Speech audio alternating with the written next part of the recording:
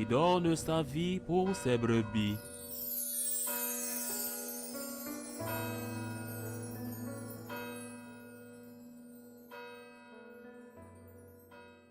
En ce temps-là, Jésus disait, « Malheureuse es-tu, Chorazine, malheureuse es-tu, Bethsaïde, car si les miracles qui ont eu lieu chez vous avaient eu lieu à Tyr et à Sidon, il y a longtemps que leurs habitants auraient fait pénitence avec le sac et la cendre.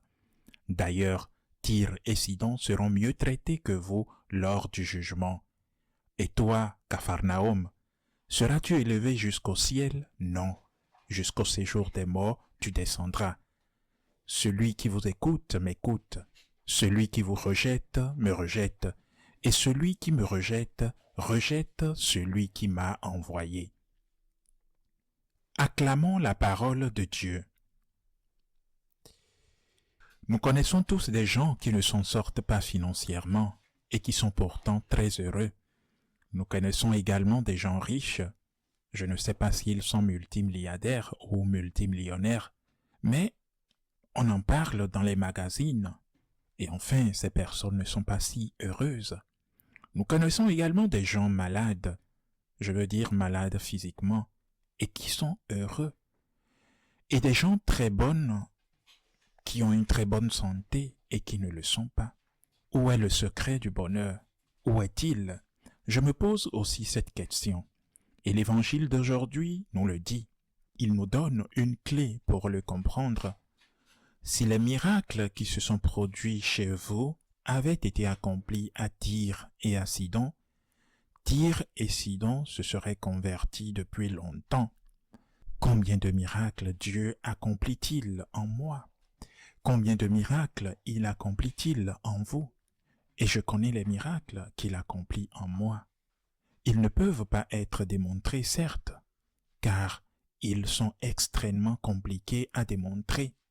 Et c'est très compliqué de démontrer un miracle, mais au fond de vous, vous savez ce que le Seigneur a fait pour vous. Je connais les miracles de Dieu dans ma vie. Un accident de la route dont j'ai été sauvé par un miracle absolu, impossible à expliquer, et tant d'autres grâces de miracles que Dieu m'a données. Ou autrement dit, grâce aux bonnes choses que Dieu a faites et a mises dans ma vie, grâce à ma famille, aux études que j'ai pu poursuivre, à la santé que j'avais et que Dieu merci j'ai toujours. Pourtant, certaines personnes qui n'ont pas tant de choses sont très heureux, tandis que d'autres qui ont beaucoup plus ne le sont pas. Quel est le secret? Je crois, et je peux me tromper, que le secret réside dans le fait que beaucoup de gens n'apprécient pas ce qu'ils sont, ne réalisent pas ce qu'ils sont et ne s'en rendent même pas compte. Ils ne s'en rendent compte que lorsque ce qu'ils sont, ils le perdent. Et là, ils se plaignent. Ce sont des gens qui passent leur vie à regarder le mal et qui ont peut-être raison. Je ne vais pas juger si leurs critères sont justes, car je ne peux pas le savoir. Il y aura des cas, je dis bien des cas, mais même s'ils ont raison, en ne voyant pas le bien qui existe dans leur vie et en voyant que le mal, en ne voyant pas les miracles que Dieu a fait dans leur vie, ils n'en profitent pas. Quand on n'accorde pas de valeur à quelque chose, on le perd, c'est inévitable. On perd tout ce en quoi on n'accorde pas de valeur. Ou pour dire autrement, on perd ce pour quoi on n'est pas reconnaissant. Nous souffrons tous physiquement de la vie, du travail, du passage des années, du vieillissement.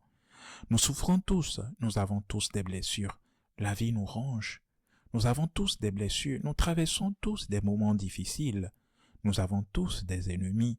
Nous avons tous des personnes qui nous ont blessés. Tout le monde, absolument tout le monde.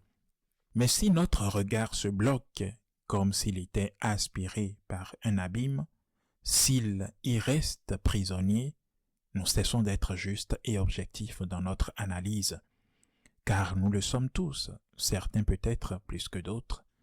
Nous avons de bonnes choses dans la vie, en nous-mêmes, chez ceux qui nous ont aimés et qui nous aiment encore. Ils ne sont pas parfaits. Notre santé n'est pas parfaite. Notre âge n'est pas celui que nous souhaiterions, car nous sommes plus âgés. Ce que nous savons déjà.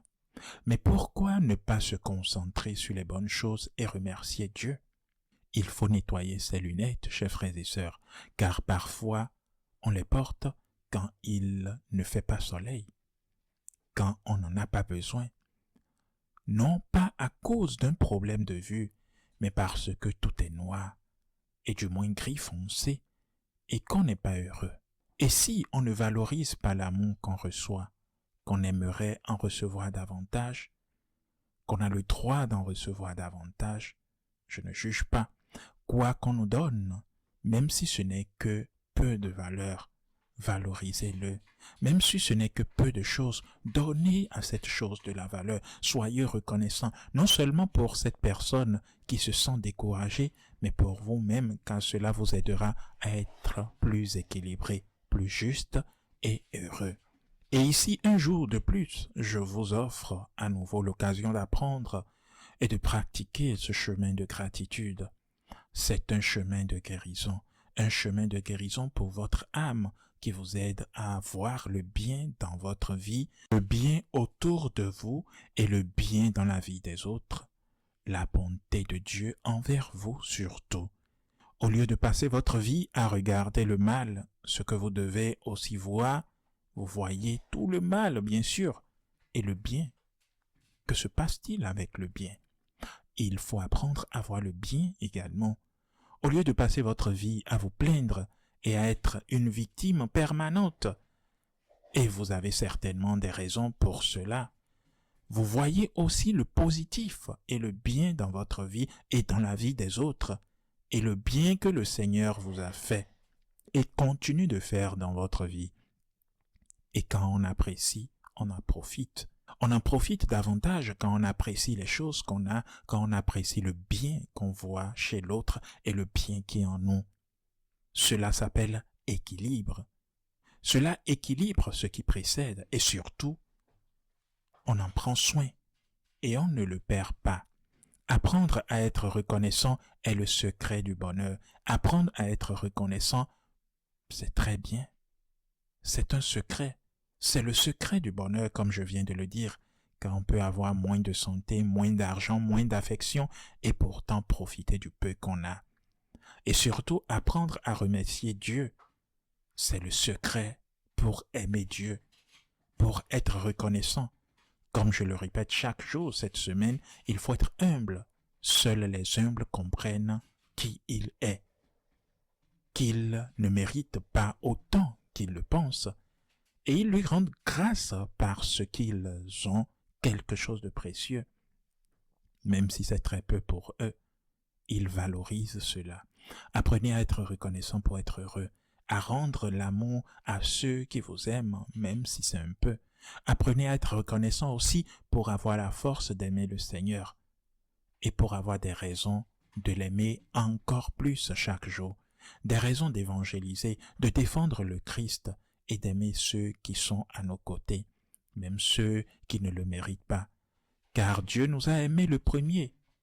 Encore une fois, ceux qui veulent être heureux, ceux qui ne veulent pas ruiner leur famille, ceux qui ne veulent pas ruiner leur vie, ceux qui veulent aimer le Seigneur, qu'ils nous écrivent, qu'ils s'inscrivent à notre école de gratitude. Et je dis cela pour le Christ, car il a le droit d'être aimé, mais je le dis pour vous-même, car sinon, vous passerez votre vie à vous plaindre, à vous sentir martyr, à dire que vous êtes si malheureux, que vous valez tant, que personne ne le voit. Une vie comme ça, et à la fin, cela se révélera vrai. Pourquoi? Parce que tu fais fuir tout le monde. Comme tu n'es pas reconnaissant, les gens se lassent de toi et s'en vont. Et tu auras alors plus de raisons de te plaindre. Et tu auras comme l'impression que c'est quand tu te plains que tu te sens bien. Mais c'est grave. Parce que tu aimes te plaindre. Mais quelqu'un qui se plaint n'est pas reconnaissant. Quelqu'un qui se plaint ne voit pas la grandeur de Dieu. Quelqu'un qui se plaint tout le temps ne valorise pas les bonnes choses qu'il a déjà, ce qui est vraiment dommage. Apprenons à aimer notre prochain, apprenons à aimer Dieu. Mais si tu veux être heureux, apprends à t'aimer toi-même. Apprends à être reconnaissant. Ainsi soit-il.